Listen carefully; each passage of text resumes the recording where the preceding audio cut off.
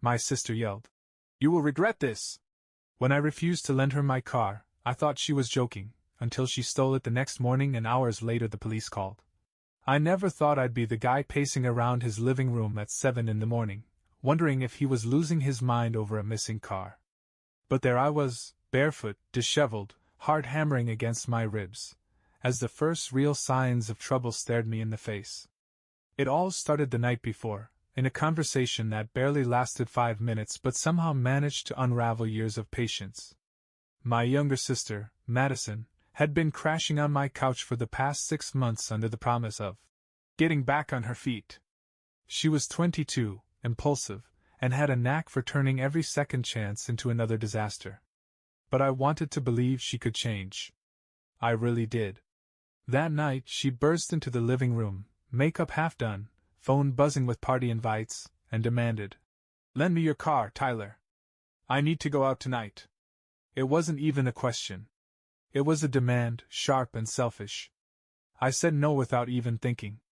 Not because I wanted to be cruel, but because I knew Madison's history. A suspended license, 2 totaled cars, and a DUI charge still hanging over her like a storm cloud. I couldn't risk it, not again. Her reaction? Predictable. She screamed, loud enough for the neighbors to hear, "You will regret this!" before slamming her bedroom door so hard the walls rattled. I rolled my eyes and went back to watching TV. I figured it was just another one of her tantrums. A few slammed doors, a few angry texts, maybe some passive-aggressive silence in the morning. Nothing I hadn't survived before. I had no idea that by sunrise my life would be flipped completely upside down. When I woke up the next morning, the first thing I noticed was how eerily quiet the apartment was. No blaring pop music from Madison's room, no clatter of her makeup brushes hitting the bathroom counter, no smell of burnt toast she usually forgot in the toaster. Just silence. For a second, I allowed myself to hope maybe she'd gone for an early walk. Maybe the fight last night had finally made her realize something. Maybe this was the beginning of her growing up. But then I looked out the window. My driveway was empty. At first, my brain couldn't even process it. I stood there blinking, staring at the patch of cracked concrete where my car, my 2013 Honda Civic, the one thing I truly owned in this world, should have been. Gone. The keys had been in the kitchen drawer, tucked behind some mail. I sprinted over, yanked the drawer open, papers flying everywhere. Empty. I felt something hot and electric rise in my chest. I ran to Madison's room and threw the door open. She was gone too. Bed unmade. Clothes thrown everywhere. Window open, curtains billowing in the morning breeze like some cruel little flag of surrender. I grabbed my phone, thumb shaking as I texted her. "Me, where's my car?" Delivered. No answer. I called her. Straight to voicemail. I could feel my pulse hammering in my ears. I started pacing. What the hell was she thinking? Where could she have gone? Was she drunk? Was she high? Was she even alive? My mind raced through possibilities, each worse than the last. For hours, I sat there on the couch, phone clutched in my hand, waiting. Every time it buzzed, I practically threw myself at it. Spam email. Group chat memes. Nothing from Madison. Around noon, just when the hopelessness started to settle in, my phone rang. A number I didn't recognize. Something in my gut told me to answer it anyway. "Hello?" I said, voice cracking. "Is this Tyler Benson?" a clipped, professional voice asked. "Yes," I said, feeling ice flood my veins. "This is Officer Harding from the Monroe County Police Department. We have your vehicle. There's been an incident." I swallowed hard. "What kind of incident?" There was a pause. The kind that made your stomach flip. "Your sister was involved in a traffic stop early this morning. She refused to pull over. There was a short pursuit. She crashed the vehicle attempting to evade arrest. It's an impound now. Significant damage. You'll need to come down to the station." I sat there, stunned, the officer's words ringing in my ears like church bells. Crash. Pursuit. Arrest. Thousands of dollars flashed before my eyes. Insurance premiums. repairs, legal fees. Or maybe it didn't matter. Maybe my car was already totaled, my life now just another scrap to be swept off the highway. The officer gave me the address, polite but detached, like this was just another Thursday for him. For me, it was the moment everything snapped. I didn't even bother responding to Madison's latest text, the one that finally came through just as I grabbed my jacket and headed for the door. Madison, please don't be mad. It's not that bad. Love you. Not that bad? I locked the apartment door behind me without a second thought. As far as I was concerned, Madison had locked herself out of my life forever. The police station looked exactly the way you'd expect: beige walls, flickering fluorescent lights, the faint smell of burnt coffee hanging in the air. I stood at the front desk, feeling out of place in my wrinkled t-shirt and yesterday's jeans. The officer behind the glass barely glanced at me as he slid a clipboard across the counter. Sign here to claim personal property. She's in holding if you want to see her. I froze, pen hovering over the paper. If I wanted to see her. Every part of me wanted to turn around and walk straight out that door. Let her rot. Let her learn what consequences felt like for once. But curiosity, or maybe some stubborn flicker of brotherly loyalty, dragged my feet toward the holding cells. A heavy-set female officer buzzed me through a set of double doors. Down the hall, behind thick steel bars, I saw her.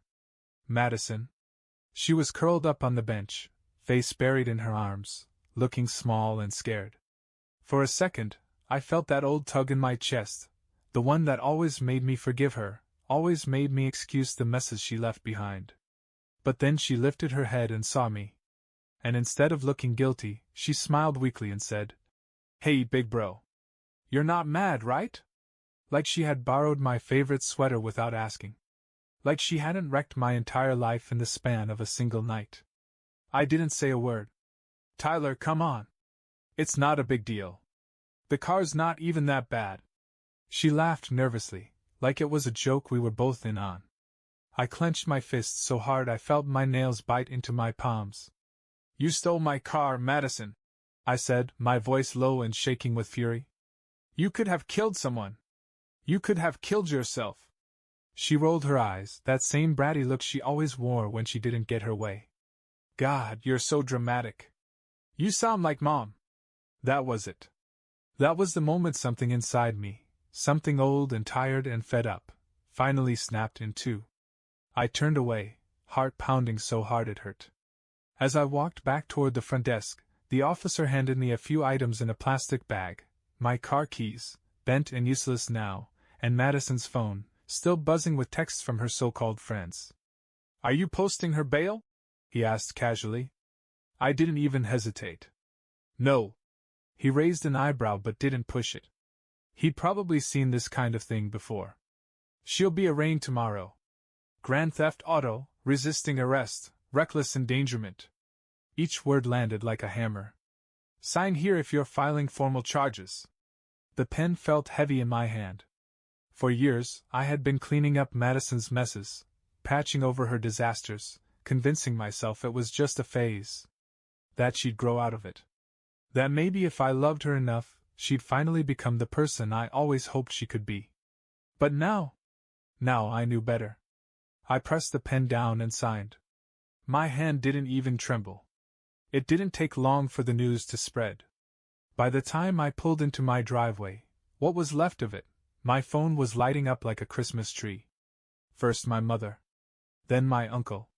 Then even Madison's best friend from high school, the one who used to sneak her out through the bedroom window. Every message said the same thing in different words. "How could you do this to family? She's young. She made a mistake. You're ruining her life." I ignored them all.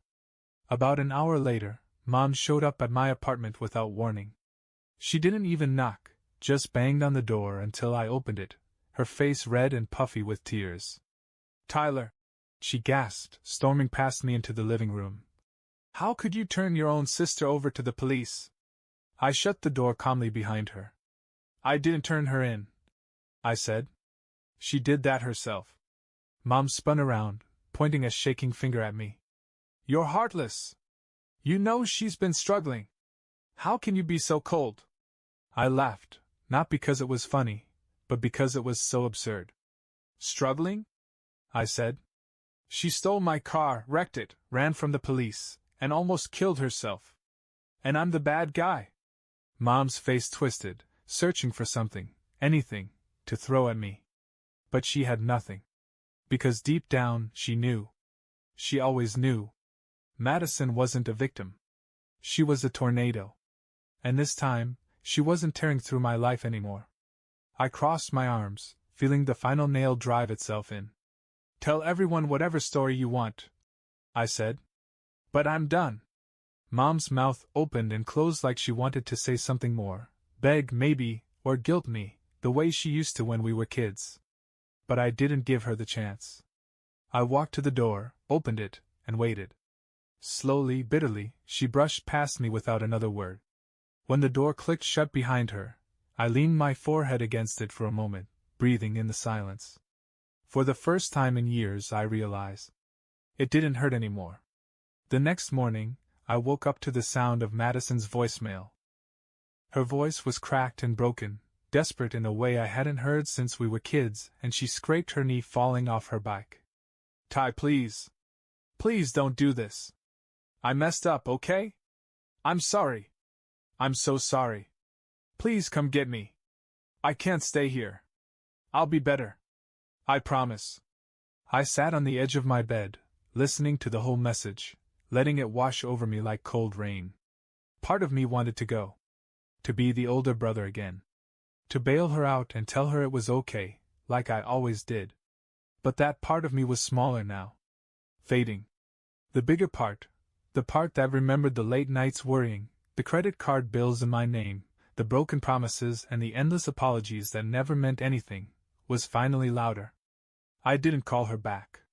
Instead, I called the police station and confirmed that I would be pressing full charges: grand theft auto, resisting arrest, endangerment. There was a long pause on the other end of the line. Are you sure? The clerk asked gently, as if giving me one last chance to change my mind. I didn't hesitate. Yes. I'm sure. When I hung up, I felt it, that strange, almost alien sensation blooming in my chest. It wasn't guilt. It wasn't anger. It was relief. Madison's tears, my mother's shouting, the family's judgment, none of it could touch me anymore. I was finally free. 2 days later, I went to see the car. It sat in the impound lot like a wounded animal, twisted metal, shattered glass, airbags exploded and deflated like sad balloons. It barely even looked like my car anymore. The attendant walked me around it with a clipboard and a frown. It's totaled, he said simply, flipping a few pages. Not worth repairing. You'll get more out of it selling it for scrap. I ran my hand across what used to be the driver's side door. Scratches, dents, deep gashes where the impact had caved it in. This car had gotten me through college.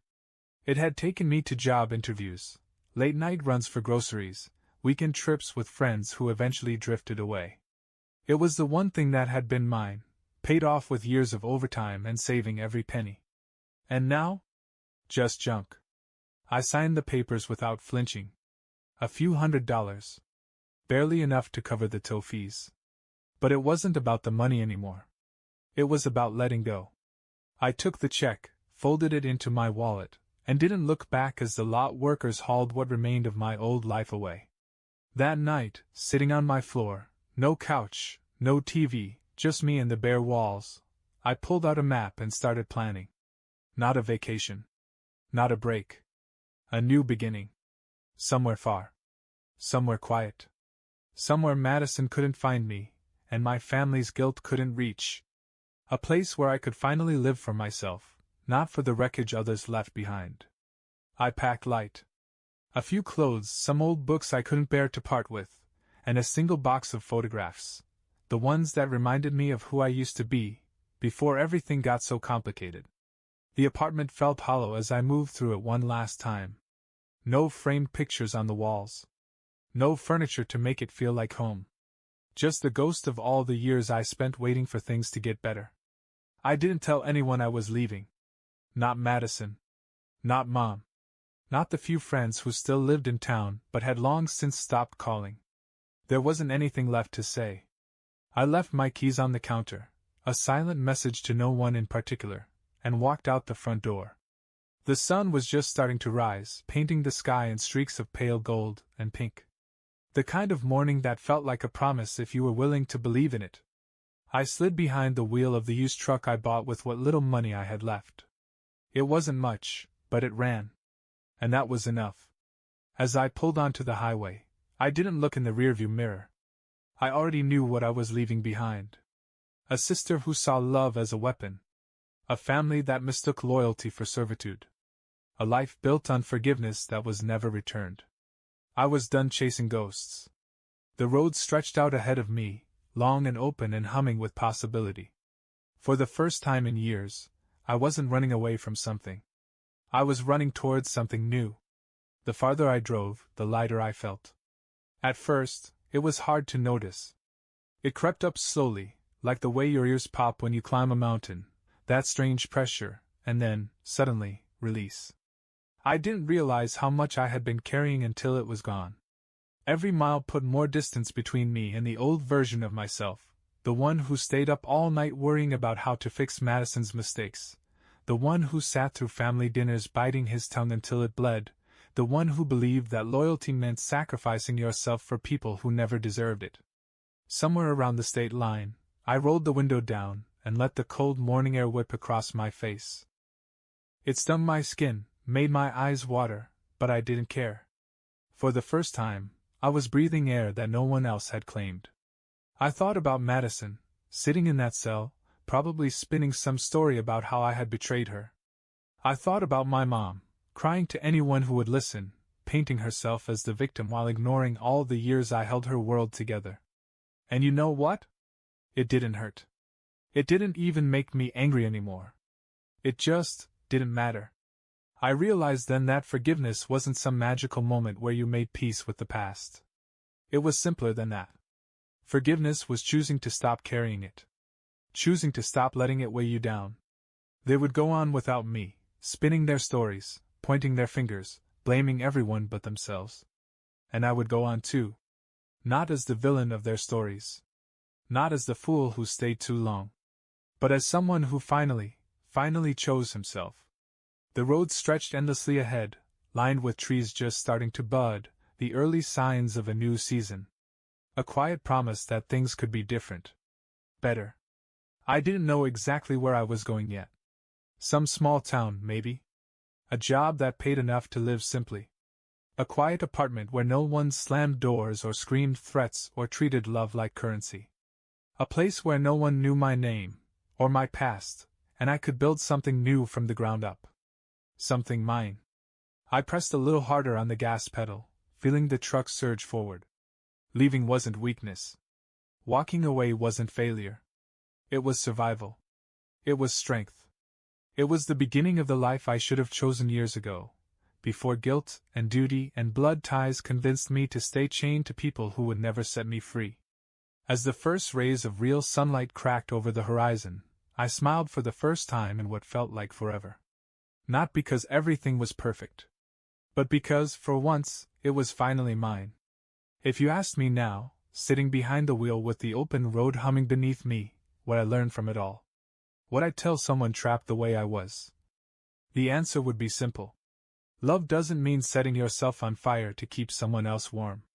It took me too long to understand that. We grow up hearing that family is everything. That blood is thicker than water. That loyalty is unconditional.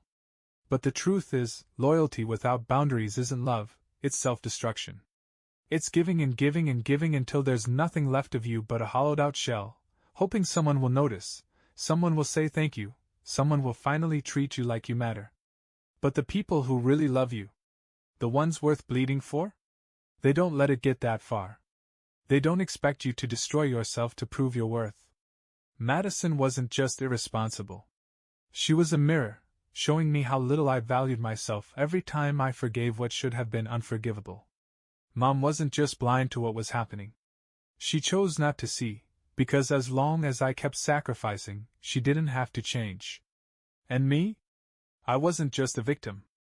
I was a volunteer. That's the part that hurts the most when you finally wake up, realizing no one was holding you there. You held yourself there. Because deep down, you were too afraid of what life would look like without them. But life without them? It's lighter. It's freer. It's honest. And yeah, it's lonelier sometimes. But it's your loneliness, not the loneliness of sitting in a crowded room full of people who don't really see you. If someone listening to this is stuck where I was, feeling guilty, feeling trapped, wondering if you're heartless for wanting to leave, you're not. Choosing yourself isn't cruelty. It's survival. It's the first real act of love you'll ever give yourself. And believe me, it's worth it. Every single mile. The sun was climbing higher now, warming the dashboard, casting long, golden beams across the road ahead. I didn't know exactly where I was going. But for the first time in my life, that didn't scare me. I rolled down the window again and let the fresh air rush in, carrying away the last scraps of the life I left behind. No more second chances. No more apologies. No more looking back. Just the open road, and a future that, for once, belonged only to me. And as the miles slipped by under my wheels, I realized something simple and profound. I wasn't lost. I was finally free.